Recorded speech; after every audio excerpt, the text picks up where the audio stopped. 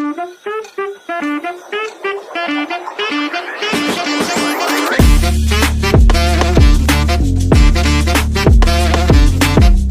movie lovers, balik lagi di Spot Film. Kali ini saya akan merekap alur cerita sebuah film horor Indonesia yang berjudul Tagut.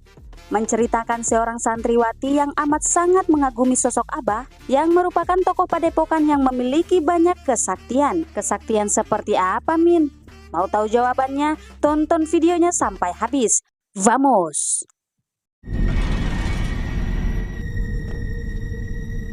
Kita harus pergi dari sini sekarang, Mat. Ayo kita pergi sekarang.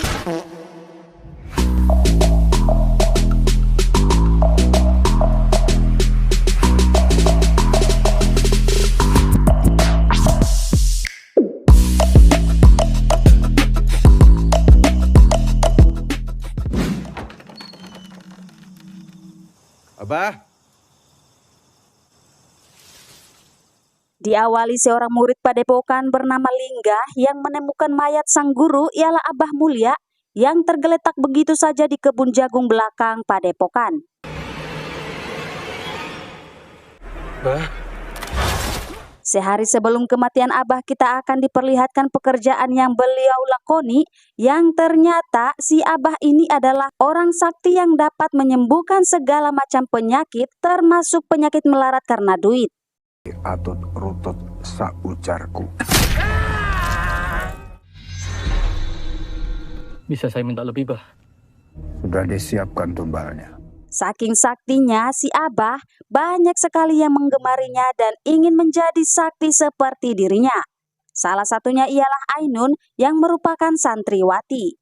Malamnya Ainun secara tiba-tiba bertemu dengan Abah yang memotong kepalanya sendiri dengan dalih kepala dibalas kepala. Abah Mulia. Kepala dibalas kepala.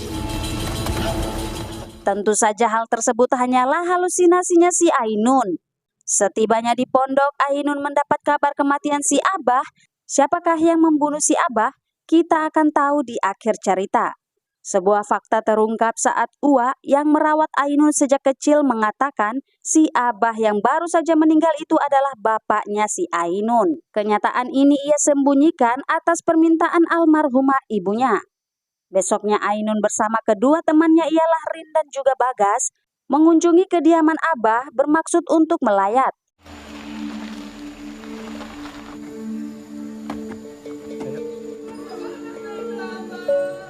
Kedatangannya disambut oleh Lingga yang meminta Ainun ikut memandikan Abah.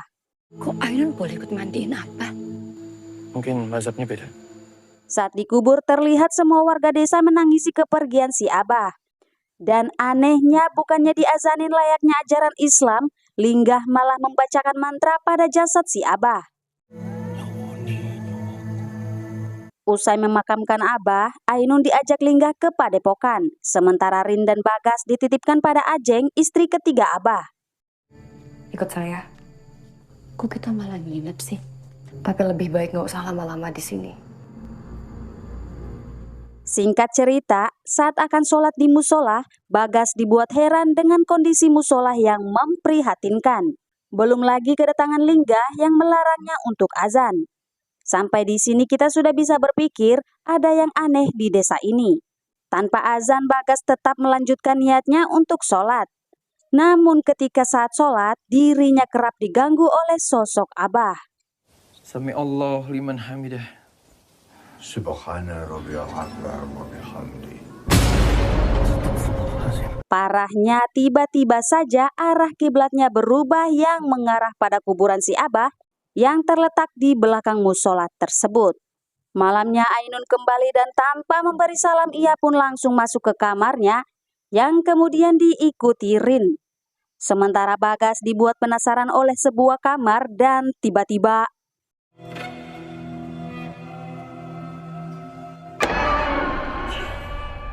lah, kalau ini Ainun, yang tadi itu siapa? Waalaikumsalam.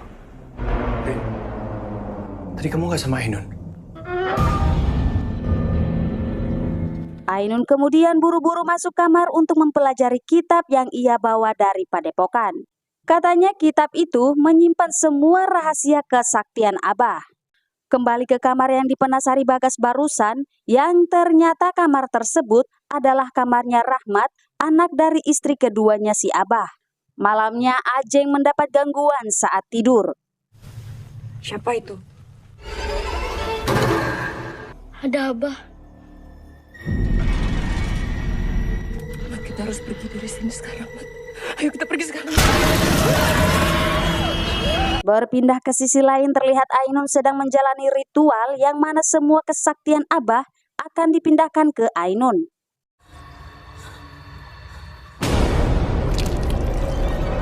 Sudah jelas ajaran sesatlah yang selama ini dianut oleh si Abah. Saat terdengar azan subuh seketika semua penduduk desa yang pernah disembuhkan oleh si Abah mendadak sakit kembali. Termasuk Ainun yang sudah dikuasai oleh iblis. Sementara Bagas yang mengumandangkan azan tersebut tiba-tiba seperti ada yang mencekik lehernya. As-salatu khair. Paginya terlihat Lingga dan seluruh penduduk desa mengusir Bagas karena sudah tidak menghormati aturan desa yang melarang bagi siapapun untuk mengumandangkan azan di desa mereka. Kalau kamu nggak bisa menghormati ajaran di sini, lebih baik kalian semua pergi. Kami memang mau pergi dari sini. Jadi nggak perlu diusir. Sebelum itu Ajeng yang awalnya enggan bercerita, tiba-tiba ia ingin memberitahu mengenai si Abah. Rahmat sengaja disembunyikan oleh Abah karena kesaktiannya tidak mampu menyembuhkan kakinya Rahmat yang pincang. Baginya anak adalah kutukan, sementara pasangan adalah tumbalnya. Persis seperti ibu Rahmat dan Ainun yang meninggal namun jasadnya tidak pernah diketemukan. Selama ini Abah menyembah setan sementara penduduk desa menyembah si Abah. Bapak kita bukan orang benar, Kak. Saat Rin dan Bagas siap meninggalkan desa tersebut, Ainun justru ingin tetap di sana. Hingga datanglah Rahmat yang kemudian menunjukkan ruang rahasia si Abah yang berada di padepokan. Saat ruangan itu dibuka, tiba-tiba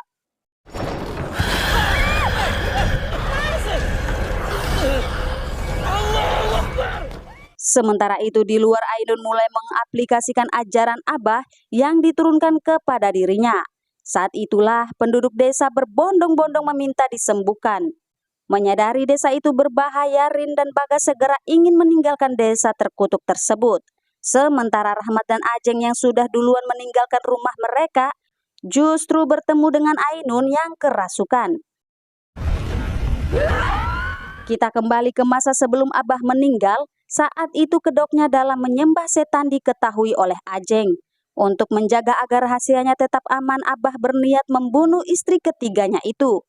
Tiba-tiba datanglah Rahmat yang berhasil memisahkan kepala si Abah dari badannya.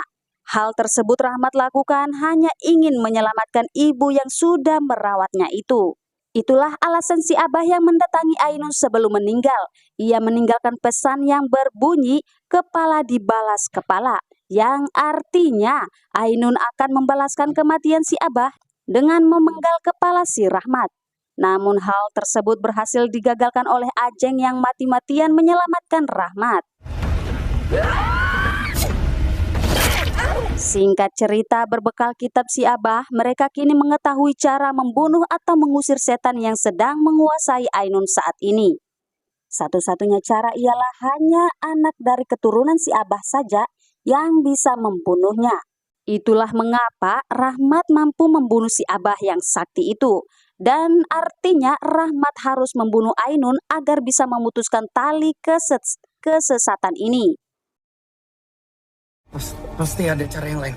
Ya. Seketika Bagas tersadar akan pantangan desa, yaitu suara azan. Berpindah pada Ainun yang menyeret-nyeret Ajeng, mengelilingi desa dan berhenti di depan rumahnya. Ibu! Saat Ainun hendak menyerang Rahmat, lagi-lagi Ajeng menggagalkannya dan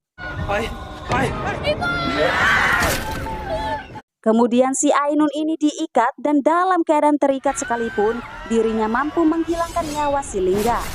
Saat Bagas mengazankan Ainun terlihat dirinya kesakitan, lagi-lagi seperti ada yang mencekik lehernya. Usai azan tiba-tiba terdengar suara teriakan dari dalam ruangan yang pernah mereka buka sebelumnya. Bagas pun meminta beberapa warga untuk menemaninya mengecek kembali ruangan itu. Saat dibuka, ruangan tersebut dipenuhi banyak benda aneh yang digantung dan benda tersebut mengeluarkan bau yang sangat busuk. Pak, buka, Pak. Pak, buka. Dan ya, itu adalah seonggok mayat yang diawetkan oleh si Abah. Mayat-mayat itu adalah para tumbal orang yang datang meminta kekayaan padanya. Tak lama Ainun kini telah berada di depan pintu dan seketika mayat-mayat itu sujud padanya. Kemudian Ainun juga memaksa yang lain ikut sujud. Kalian telah berpaling dari Tuhan dan akan selamanya menghadapku. Dalam sujud, Bagas kembali mengumandangkan azan yang membuat Ainun kembali sadar.